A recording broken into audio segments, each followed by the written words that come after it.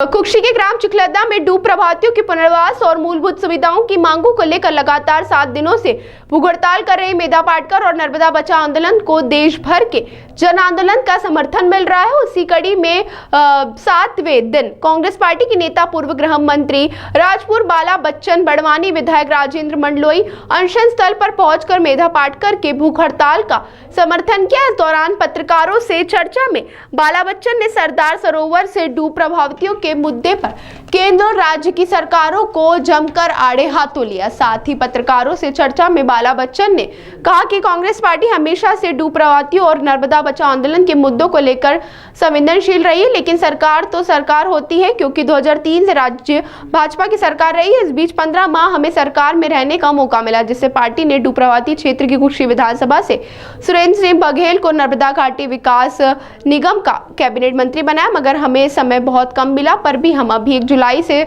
शुरू हो रहे विधानसभा सत्र में डूब प्रभावितों के मुद्दे को कांग्रेस पार्टी के तमाम 66 विधायकों के साथ दमदारी से उठाएंगे और मेल के जरिए कांग्रेस पार्टी के राष्ट्रीय अध्यक्ष मल्लिकार्जुन खड़गे, राहुल गांधी और कांग्रेस पार्टी सभी वरिष्ठ नेताओं का अवगत कराएंगे। कहना चाहता हूँ, मैं भी हूँ, मेरे साथ में बड़वानी विधानसभा के विधायक आदरणीय हमारे राजेंद्र भाई मंडलोई जी भी, लक्ष्मण भाई चौहान जी भी है, करण भाई दरबार जी भी है, अपेल अग्रवाल जी भी है।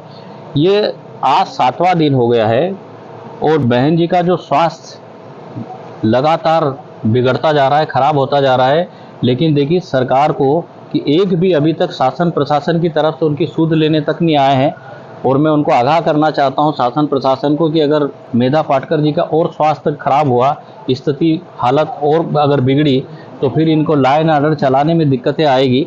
हम लोगों की लड़ाई वो लड़ रही है और सरकार पूरी तरह से डंडई कर रही है, तो सरकार ने ध्यान देना चाहिए और तत्काल आकर संज्ञान में ये आंदोलन के बिंदुओं को संज्ञान में लेना चाहिए और उस पर एक्शन और कार्रवाई करना चाहिए। तो ये इन मुद्दों को लेकर आज 7वां दिन है मेधा पाटकर जी के नेतृत्व में जो धरना आंदोलन जो चल रहा है, उसी में मैं भी और राजेंद्र मंडलोई जी हम लोग जो आए थे। मैं आपको बताना चाहता हूं कि मुद्दे आप हम सब की जानकारी में और वाजिब और सही मांग है आंदोलनकारियों की कि भाई मूलभूत सुविधाएं तो आप हमें दो।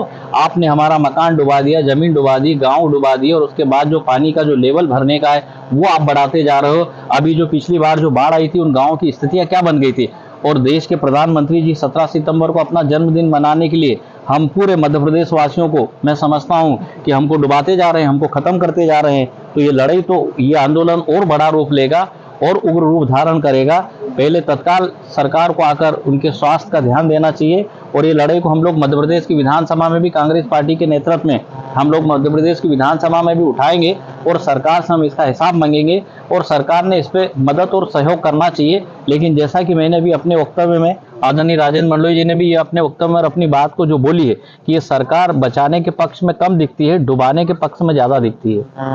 जो संवादहीनता प्रशासनिक अधिकारियों की है, उसको लेकर क्या कांग्रेस पार्टी किसी प्रकार का कोई कदम उठा पाएगी? बिल्कुल, कांग्रेस पार्टी जो हमारे जो डूब प्रभावित है उनके हितों में जितने भी जो हमको जो उठाना चाहिए मुद्दे, उन मुद्दों को हम लोग उठाएंगे और उस रूप में हम लोग लड़ेंगे भी। हमारे कार्यकर्ता, जैसा भी बड़वानी में जो कार्यक्रम था तो उसमें भी इस आंदोलन की बात हुई। सड़क की लड़ाई भी हम लोग लड़ेंगे। हमारे सभी भाई और बहनों का जो डूब क्षेत्र वाले, उनका हम साथ देंगे और उसके बाद मध्य प्रदेश की विधानसभा में भी हम लोग लड़ेंगे, हर फोरम पे लड़ेंगे हम। और देश की संसद में भी हम आदरणीय राहुल गांधी जी और खड़गे जी के द्वारा देश की संसद में भी इस मुद्दे को हम उठवाएंगे।